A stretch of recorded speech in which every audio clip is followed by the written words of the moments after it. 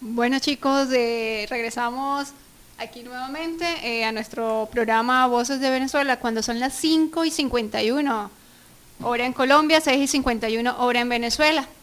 Vamos a darle entrada a nuestro espacio Vida 2.0 a cargo del doctor y especialista Gerardo Rodríguez.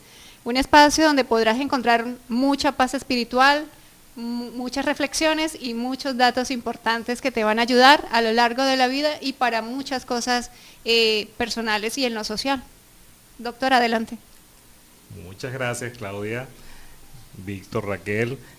Queridos oyentes, muchas gracias por estar escuchándonos en su espacio Vida 2.0, una vida renovada. Hace algunos años, hace bastantes años, el compositor Manuel Llanes se inspiró en el río Orinoco. Él veía desde el malecón del río Orinoco cómo los lirios se iban, corrían por el río y se perdían. Y entonces él hizo una comparación con lo que ocurría con esa visión de las flores nadando por el río, la comparó con lo que es la experiencia de una pérdida. Y entonces escribió una canción bellísima, una canción venezolana, un vals venezolano llamado Viajera del Río, que a todos los venezolanos les recomiendo que lo escuchen. Es una canción muy delicada, muy, muy bonita, que habla precisamente de lo que toca experimentar, de lo que toca asumir cuando se tiene una pérdida. Entonces, hoy vamos a hablar precisamente de lo que es el duelo. El duelo es esa sensación, es esa experiencia que se tiene después de una pérdida. Tradicionalmente lo más clásico en el duelo es la pérdida por muerte de un ser querido, pero hay distintas formas en que se tiene una pérdida. Cuando se pierde el trabajo, cuando se pierde el hogar, cuando se pierde la pareja, cuando se pierde el estrato económico, cuando se pierde la casa, es una forma de pérdida. La pérdida sí tiene importancia por el significado que aquello se perdió tiene para la persona. Y este problema de la pérdida, que es o esta situación de la pérdida, que es un proceso absolutamente natural, eso no es una enfermedad. Este proceso de la pérdida tiene sus etapas y tiene sus momentos. Y sin embargo, a pesar de que es un proceso natural, de que es un proceso que debe correr solo, en ocasiones este proceso se complica. Entonces, y se complica por las cosas que ocurren con la persona y se complica por las cosas que la persona hace para tratar de solventar o para tratar de sentirse mejor durante este duelo. ¿Ustedes han pasado algún duelo en la vida? Me imagino. Sí, claro, por supuesto, desde el punto de vista personal, familiar, de pérdidas de seres queridos, como pérdidas de cualquier otra índole, y lo que tú dices es bastante cierto. Uno pasa por un proceso complicado después de esa pérdida, ¿no? Claro. Inclusive el migrante tiene un proceso de duelo. Yo creo que todos los que estamos aquí nos ha tocado pasar nuestro proceso de duelo por habernos alejado de nuestra cultura, de nuestra patria, de nuestro país, inclusive de nuestra historia, porque uno ve que todo cambia y uno dice, bueno, ¿dónde está aquello que yo tenía? Como la canción de Viajera del Río. O sea, ni que yo fuera un mago para hacer que se devuelva al río. O sea, ya las cosas pasan, entonces aceptar que eso pasó es difícil. Sí, claro, ¿no? Y es bastante curioso también y bastante interesante porque parte de ese proceso de duelo, para algunos pienso que es más complicado que para otros, ¿no? Yo lo tomo así, este programa para mí es parte de esa terapia. Sí. Sí, porque estoy de pronto sintiendo el calor de personas que comparten mi misma cultura, ¿sí? Pero entendiendo que ya el tema con Venezuela ya es un tema, como dice la canción, ya el agua pasó y no la podemos hacer regresar, ¿no? Y sin embargo, no lo hemos superado, porque si tú te pones a ver cómo estructuramos el programa, o sea, lo de venezolanos en la historia, o sea, seguimos apegados a eso. Seguimos trabajando de hecho, nosotros hacemos cosas que eran tradicionales, hablamos de gente que era tradicional para nosotros.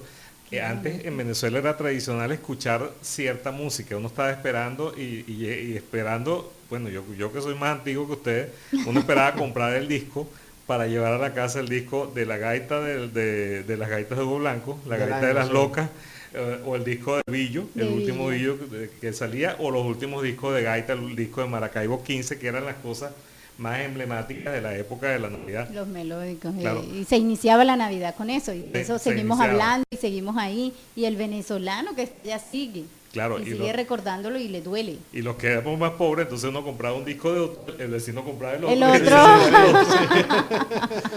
Porque era un clásico. Entonces había uno que compraba el de Maracaibo 15, otro que compraba el de Villo, otro que compraba el de las gaitas de Hugo Blanco. Entonces, este proceso de duelo no pasa, no sigue todo el tiempo el mismo curso. Hay momentos especiales en ese proceso de duelo. En primer lugar, la mayoría de las veces, ocurre una fase que es de impasividad. Es decir, la gente hace como una negación de que la cuestión está pasando. Sí. Entonces empieza a actuar como que si nada ha ocurrido. Empieza a querer seguir y a veces falsamente las personas creen que quien está en esa etapa está muy bien. Porque mira lo que ese neno actúa, está como si nada. Actúa con mucho aplomo, con mucho temple. Sigue haciendo las cosas que antes hacía como que sin nada y está simplemente reprimiendo su respuesta emocional porque no quiere aceptar. La gente hace una negación. La primera palabra que dice alguien que tiene una pérdida brusca es no. Sí. No lo creo. No puede estar pasando. Lo primero que la gente dice es no. Porque es natural negarse, es natural querer cerrar los ojos ante algo que es catastrófico, que es triste. Después de ese proceso de negación, la gente hace una especie de negociación. ¿Qué significa negociación? La palabra negocio significa que yo hago algo para obtener algo. Entonces la persona empieza a hacer una cantidad de cosas para mantener, ilusoriamente, para mantener a ese ser querido o a eso que perdió, para mantenerlo ahí, para sentir que está allí todavía. Y yo, por ejemplo, tuve casos de pacientes. Yo conocí una señora que ella lavaba la ropa de su marido que se había muerto hacía 2 años y ella la lavaba siempre, la seguía colgaba lavando. y la tenía colgada en el mismo sitio y la planchaba y ella entonces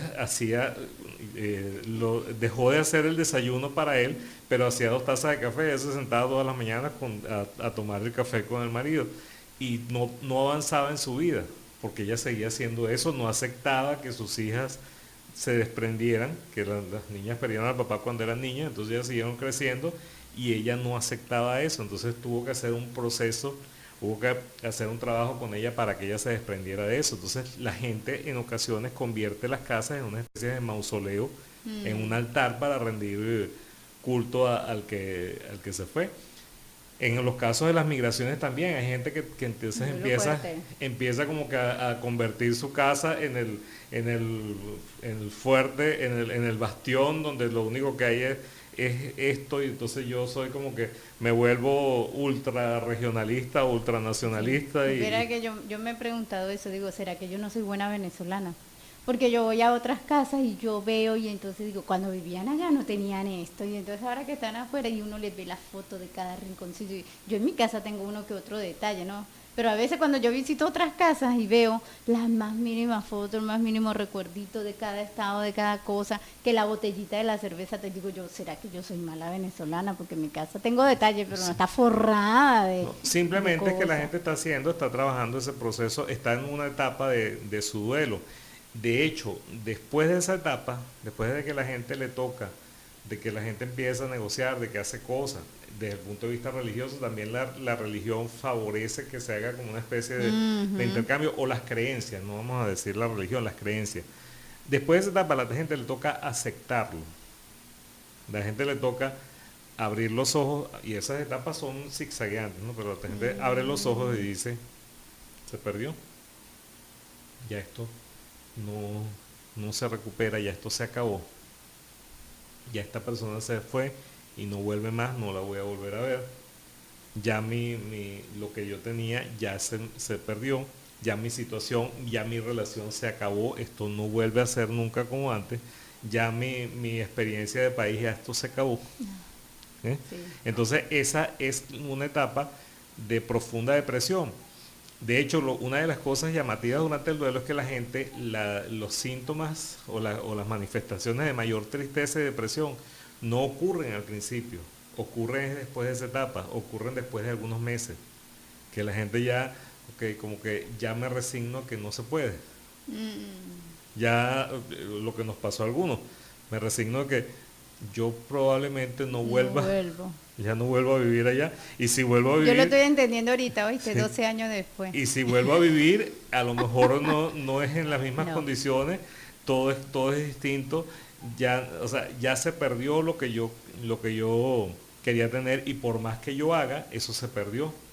Entonces, después de esa etapa, toca la reestructuración o la reconstrucción de la vida. Entonces, después de esa etapa, toca, bueno, asimilo, tengo una realidad nueva, y entonces incorporo mis experiencias, mis recuerdos, ya los recuerdo como algo agradable, los recuerdo como algo bonito, y los incorporo en las nuevas experiencias de vida que tengo, que esa es la fase real de la curación. Más o menos un duelo por una pérdida de un ser querido dura como un año, pero eso es muy Wow. variable. Hay cosas que hacen que un duelo sea más complicado que otro. Por ejemplo, cuando el duelo es por algo que se ha perdido progresivamente, por ejemplo, cuando es un familiar que está mayor, que está enfermo, que ya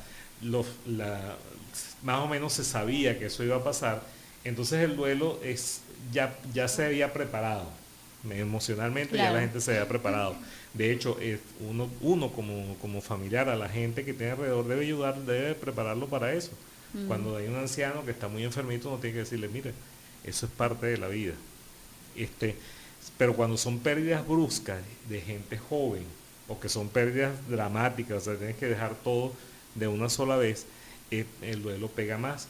Cuando se ha tenido una relación ambivalente con aquello a lo que se quería, o sea, ambivalente era una relación que te quería, pero tenía muchos conflictos, y de repente se pierde, entonces la persona le queda como una sensación de que faltó algo, de que algo no se terminó de cerrar allí. Entonces eso hace que se complique el duelo.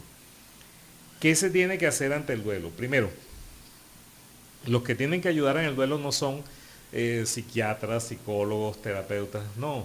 Lo primero que tiene que ayudar a la persona en el duelo son su red de apoyo social y familiar, es decir, las personas que están alrededor. Lo más peligroso es aislarse, Ah, sí. lo más peligroso es quedarse solo. Entonces, la persona tiene que acompañarse, pero el acompañamiento debe ser un acompañamiento para ayudar a la persona y permitirle a la persona, en primer lugar, que exprese sus emociones. Decirle a alguien que está pasando por un duelo, no llores, no es favorecedor. O pretender darle explicaciones lógicas de cosas que no tienen lógica. Es que Dios lo quiso así. Es que lo mejor es lo que pasa. Ese tipo de explicaciones, ese tipo de lógica no funcionan en el momento del duelo. No hay que darlas. La gente no necesita explicaciones lógicas. La gente necesita a alguien que esté a su lado ofreciéndole el hombro para llorar. Y que esa persona además le diga, bueno, vamos a seguir adelante. Yo me comprometo a estar contigo, me comprometo a acompañarte, y vamos a buscar otras cosas, vamos a incorporarnos en otro mundo, en otra vida. Encontrar cosas que motiven, cosas donde desarrollar aspectos distintos de la vida y ser útil. Una de las cosas más sanadoras de la vida es poder estar ayudando a otros. Por ejemplo, como estaba diciendo Víctor hace rato, el hacer este programa es una forma de catarsis, Sí. donde nosotros estamos acompañando a venezolanos de temas migratorios, hablando de las anécdotas, recordando cosas bonitas del país que se pueden, y además manteniendo la esperanza de que el país, que las cosas pueden mejorar, de que podemos reconstruirlo, de que podemos hacer cosas buenas. Pero tener claro siempre de que no va a volver a ser el mismo. Claro, que todo eso cambió. Para que no nos llenemos de frustraciones, Sí. ¿no? Me imagino. Por supuesto, todo eso cambió, pero sigue estando. Es decir, esas son las bases con las que construimos algo mejor. Esos valores, porque además también uno tiene una percepción, en el duelo se produce una percepción selectiva, es decir, como que todo era muy bueno, Ah, sí, también. como que todo era muy bonito. el que se murió, no, él era perfecto, él era chévere, o sea, todo era muy bueno. Entonces después uno le toca hacer aterrizar, vamos a decirlo en términos coloquiales, aterrizar en la realidad y decir, no, voy a agarrar lo bueno de esta experiencia, voy a agarrar lo bueno de lo que yo aprendí, de lo que yo viví y hacer algo mejor y ser mejor persona. Porque al final de todo esto lo que buscamos es atravesar este proceso de duelo para ser mejores personas y hacer mejor a este mundo y hacer que todo lo que nos rodea sea un lugar más bonito para nosotros y para todas las demás personas. Bien, queridos amigos, esto fue Vida 2.0 en Voces de Venezuela. Les habló Gerardo Rodríguez.